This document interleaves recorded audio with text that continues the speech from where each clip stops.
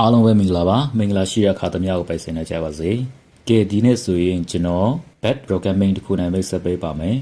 ကျွန်တော်ပြောစရာကောင်းပါတယ်ဒါ back programming ကကျွန်တော် system programming အမျိုးအစားတစ်ခုပါ back programming ကိုကျွမ်းကျင်လို့ရှိရင်ဒီ computer system တစ်ခုလုံးကိုလည်း control လုပ်ရပါတယ်ကျွန်တော် antivirus program တွေရေးလို့ရတယ်လို့ virus program လည်းဒီ batch file နဲ့ဖန်တီးလို့ရပါတယ်ဘယ် program ကိုဘယ်လို IDE နဲ့ဘယ်လိုစပြီးမှ run ရတယ်ဆိုတဲ့အကြောင်းလေးတွေကျွန်တော် intro အနေနဲ့အချိန်ရရင်ပြန်မှပြောပြပါမယ် batch programming နဲ့ application တည်လေးတစ်ခုကျွန်တော်ဖန်တီးလိုက်မယ်ဘယ်လောက်ထိတုံးဝင်လဲဆိုတော့ကျွန်တော်တို့ video file မှာအားလုံးပဲကြည့်ကြရအောင် notepad နဲ့ရေးပါမယ် notepad တူဒီမဟုတ်ကျွန်တော်တို့တခြား text editor တစ်ခုနဲ့ရေးလို့ရပါတယ်ကျွန်တော်အခု notepad နဲ့ပဲရေးပါမယ် notepad ကိုရေးဖို့အတွက်ကျွန်တော်ဒီ window ရဲ့ search button ထဲမှာ click ခေါက်မှာ NOGE လို့ရေးထည့်လိုက်ရင်ဒီမှာ notepad ဆိုတာလည်းပေါ်လာပါတယ်ဒါမှမဟုတ်လေကျွန်တော် window နဲ့ R ကိုနှိပ်လိုက်လို့ရှိရင်ဒီမှာ NOGE PAD notepad ဆိုမှရေးထည့်လို့ရပါတယ်ကြည့်ကျွန်တော် notepad ဖွင့်လာပါပြီဖွင့်လာလို့ရှိရင်ကျွန်တော် add echo ဆိုပြီးမှ echo off ဆိုပြီးမှရေးလိုက်မယ်ဒါဒီကျွန်တော် back program ရဲ့အစဖြစ်ပါတယ်ဒါ programming setting ပါဒါကပြီးတော့ COLOR color ဆိုပြီးမှကျွန်တော် A ကိုပေးလိုက်တယ်ဟောဒီ A ဆိုတာဒီကျွန်တော် color code ပါကျွန်တော် color မျိုးစားမျိုးရှိပါတယ်1 2 3 4 5လည်းကျွန်တော်ထည့်လို့ရပါတယ် A ဆိုရင်တော့ကျွန်တော်အစိမ်းရောင်ဖြစ်မယ်ပြီးတော့ကျွန်တော်တိုက်တယ်ဆိုပြီးမှ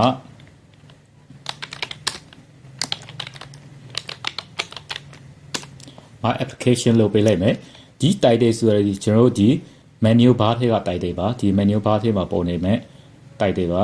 အောက်မှာကျွန်တော် echo ဆိုပြီးမှ echo ဆိုပြီးကျွန်တော် my application ဆိုမှပြန်ထည့်မယ်ဒါဒီကျွန်တော် program run တဲ့အချိန်မှာပေါ်လာမဲ့ဒီ contact တိုက်တယ်ပါပြီးရင်အောက်မှာကျွန်တော် echo dot ဆိုမှပြန်ရေးလိုက်မယ်ဒါကကျွန်တော် operator ကိုစပြီးမှသုံးပါပါဒီကနေကျွန်တော် operator ကိုစပြီးမှတွားမယ် echo 1 dot ဆိုပြီးမှပေးလိုက်မယ်ဒါကြီး operator 1ပါကျွန်တော် office word လုပ်ပေးလိုက်မယ်1ကိုနေရင်ကျွန်တော်တို့ office word ကိုဖွင့်စေချင်တယ်မဟုတ်လို့ကျွန်တော် operator 1ကို office word လုပ်ပေးလိုက်မယ်အလားတူ echo 2 dot office excel လို့ပေးလိုက်မယ်ဒီ operator 2ဒီကျွန်တော် excel ကိုညွှန်းတာပါ submit ကျွန်တော်အောက်မှာလူချင်တဲ့ကျွန်တော်ရဲ့ operator contact လေးတွေကိုတစ်ခုချင်းစီရေးသွားမယ်ရေးတဲ့ခါကျရင်ဒီရှေ့မှာကျွန်တော် echo ဆိုတာပါမယ်ပြီးရင်နံပါတ်တွေပါမယ်ကဲဆိုတော့ကျွန်တော်ဒီမှာ contact 12ခုကိုထည့်ထားလိုက်တယ် contact 12ခုပေးထားမှကျွန်တော်ဒီမှာ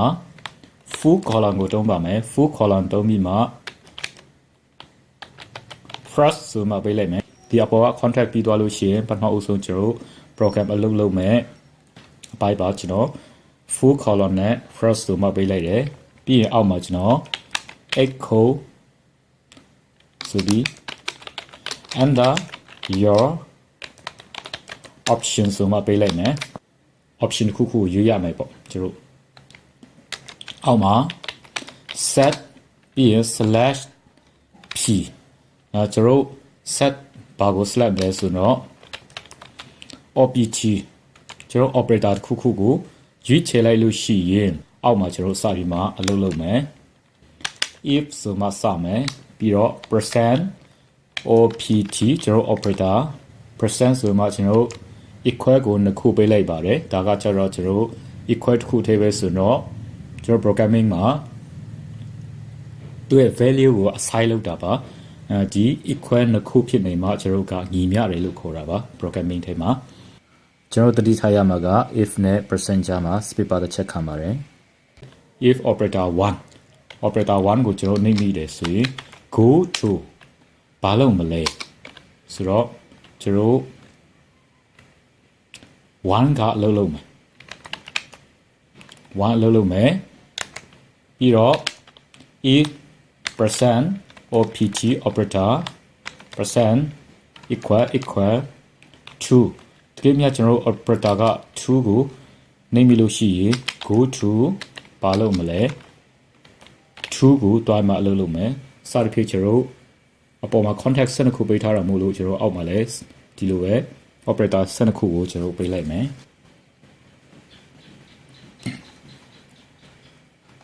ကဲစသဖြင့်ကျွန်တော်ဒီနေရာမှာ operator 12ခုကိုကျွန်တော်ပေးထားလိုက်ရယ်ပြီးရင်အောက်မှာကျွန်တော် echo ဆိုပြီးမှ invalid option လို့ပေးလိုက်မယ်ကျွန်တော်ကအခု operator 12ခုပဲပေးထားတယ်ဒီ12ခုမဟုတ်ဘဲနဲ့တခြားကျွန်တော်နှိမ့်မိသွားလို့ရှိရင်ဥမာ73လို့နှိမ့်မိတာလည်းဖြစ်နိုင်ရဲ့တောင်းမဟုတ်ကျွန်တော်0ကိုနှိမ့်တာလည်းဖြစ်နိုင်ရဲ့ဒီလိုဖြစ်လို့ရှိရင် program ကဘယ်ကိုသွားမလဲ go to first ဟောဒီ first ဆိုတာပေးထားတဲ့ဒီ program အစကိုပြန်ပြီးမှအလုပ်လုပ်မယ်ကဲအောက်မှာကျွန်တော် full column နဲ့1ဆိုမှပေးလိုက်မယ်ဟောဒီအပေါ်နားလေးမှာကျွန်တော်ပေးတဲ့ operator 1အတွက်ပါ operator 1နှိမ့်မိသွားလို့ရှိရင်1ကိုသွားမယ်ဆိုတာဖြစ်တဲ့အတွက်ကျွန်တော်ဒီမှာ1ရဲ့အောက်မှာကျွန်တော်ဘာကိုသွားမလဲဆိုတော့ start winward လို့ပေးလိုက်မယ်ဒါဒီကျွန်တော် run box တွေက winward လို့ရိုက်ထည့်တာနဲ့အတူပါတယ် number 1ကိုနှိပ်တာနဲ့ကျွန်တော်က Microsoft Word ကိုဖွင့်စေချင်တာမဟုတ်လို့ကျွန်တော်1မှာ winward လို့ start winward လို့ပေးလိုက်မယ် Microsoft Word ပြီးသွားလို့ရှိရင်အခုလက်ရှိဒီ pad program ဒီပိတ်သွားစေချင်တာမဟုတ်လို့ကျွန်တော်ဒီနေရာမှာ exit လို့ပေးလိုက်မယ်ပြီးတော့ full column နဲ့ကျွန်တော်2ကိုပြန်ပေးလိုက်မယ်ပြီးတော့ကျွန်တော်ဒီနေရာမှာ start က2ကကျွန်တော်ဘာကိုပေးထားလဲဆိုရင်ဟိုဒီနေရာမှာကျွန်တော် excel လို့ပေးထားတာမို့လို့ဒီ2ရဲ့ start ကလည်း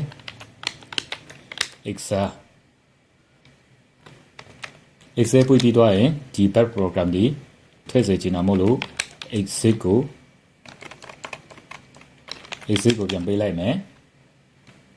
စသဖြင့်ကျွန်တော်ဒီ operator 12ခုစာအတွက်အကုန်လုံးကိုကျွန်တော်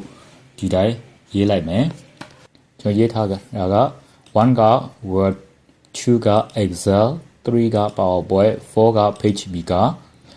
5က photoshop 6က indesign 7ဒီ calculator 8ဒီကျွန်တော်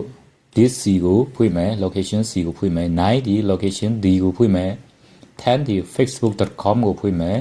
11ဒီကျွန်တော် google ကိုဖွင့်မယ်ပြီးရင်12ဒီကျွန်တော်ရဲ့ facebook site ကိုတွားမယ်1မှာ start winward 2မှာ excel ကိုဖွင့်တဲ့ run ဒီ exam လို့ excel ကိုထည့်လိုက်တယ်3 powerpoint ရဲ့ run ဒီ power pnt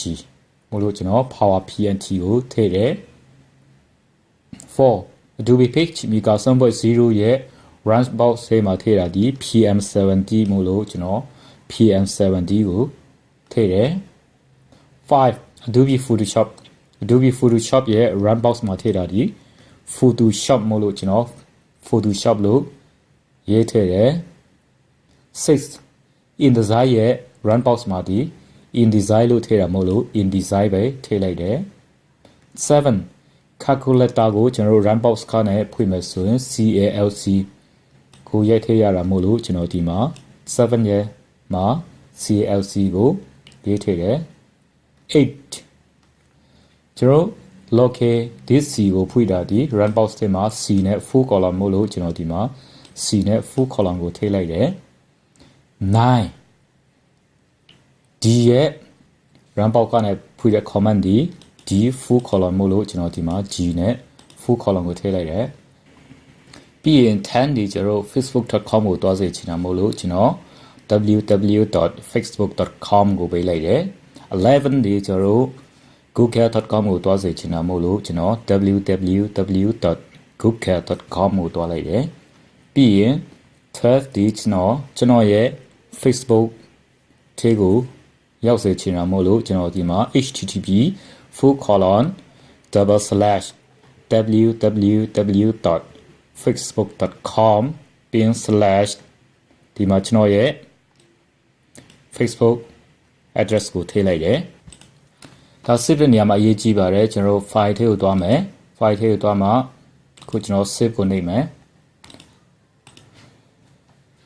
save ကိုနှိပ်လို့ရှိရင်ကျွန်တော်ဘယ်နေရာမှာတင်မလဲကျွန်တော် desktop ပေါ်မှာပဲကျွန်တော် my contact ဆိုမှပေးလိုက်မယ်ဒီ my contact ဆိုမှကျွန်တော် file name ပေးပြီးတဲ့နောက်ပိုင်းမှာကျွန်တော် .bat ဆိုတာလေးထည့်ပါမယ်ဟောဒီ .bat ဒီအရင်အရေးကြီးပါတယ်ဒီ .bat ကို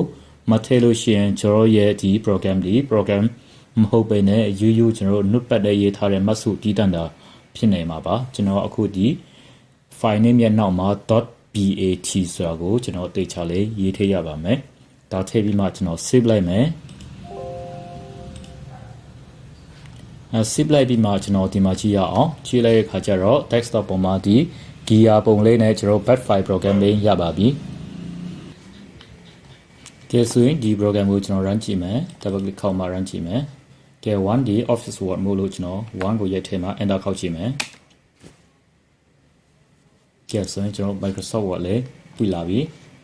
ကဲဆက်ပြီးမှကျွန်တော်နောက်ထပ်စမ်းကြည့်မယ် 2D Excel မို့လို့ကျွန်တော် number 2ကိုရိုက်မှ enter ခေါက်ကြည့်မယ်ကဲကျွန်တော် Excel ကျလာပြီကဲဆက်ပြီးမှကျွန်တော်စမ်းကြည့်မယ်11ဒီ Google မို့လို့ကျွန်တော်11ကိုရိုက်ထည့်မှ enter ခေါက်ကြည့်မယ်ကဲဆိုရင်ကျွန်တော် Google ကိုကျလာပြီအခုကျွန်တော် internet မှာချိန်ထားလို့ပါ internet ချိန်ထားလို့ရှိရင်ကျွန်တော် Google ကိုရောက်တော့မယ်အားလုံးစင်ပြေမယ်လို့မျှော်လင့်ပါတယ်အစမပြေတာရှင်းလေ comment မှာဒါမှမဟုတ် messenger ထဲမှာကျွန်တော်စာလေးတွေခြံထားလို့ရပါတယ်နောက်ထပ်တဲ့ lesson မှာကျတော့ကျွန်တော်အပျော်တမ်း virus programming တသေးလေးတစ်ခုကိုပြန်မပြောပြပါမယ်အားလုံးကိုအထူးပဲကျေးဇူးတင်ပါတယ်